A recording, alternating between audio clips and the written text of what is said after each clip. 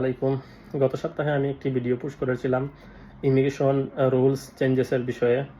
তো এই বিষয়ে অনেকেই আমাকে মেসেজ করেছেন পার্সোনালি। আসলে আমরা এমন বিজি থাকি যে সবসময় সবার মেসেজের উত্তর দেওয়া সম্ভব হয় না।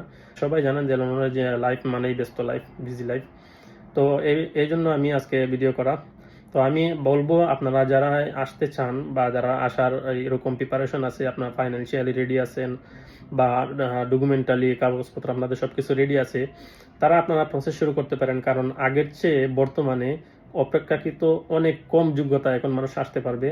আগে আপনাদের ওয়ার্ক পারমিটের যে সিস্টেমটা ছিল ওটাতে আপনার আইল টেস্টটা বাধ্যতামূলক ছিল, রিকোয়ারমেন্টটা বাধ্যতামূলক ছিল। কিন্তু বর্তমানে যে ইউকে গভর্নমেন্ট যে সুযোগটা দিয়েছে সেটা হলো আপনি আইল টেস্ট ছাড়াও আসতে পারবেন। শর্ট অকুপেশন লিস্টের যে ওয়ার্ক পারমিটের যে পারমিটগুলো দিয়েছে এগুলাতে আপনি আইল টেস্ট ছাড়াও আসতে পারবেন। আগের চেয়ে অপেক্ষাকৃত কম যোগ্যতায় যদি আপনার বিষয়ে এক্সপিরিয়েন্স থাকে কিছু, তবে এগুলোর মধ্যে কিছু শর্ত আছে। এই শর্ত দিয়ে আইল টেস্ট ছাড়াও আসতে পারবেন এবং ডিপেন্ডেন্ট সহ আসতে পারবেন। এরকম কিছু কিছু সুযোগ আছে। এগুলোর মধ্যে হলো আপনার ডিজাইনার, তারপর ফটোগ্রাফার, তারপর আরও আমি আপনাকে দিয়েছিলাম প্রিভিয়াস ভিডিওতে, আমি এই ভিডিওটা দিয়ে দিব যে শর্ট অকুপেশন যে লিস্টগুলো আছে এই লিস্টের মধ্যে আপনারা দেখে নেবেন।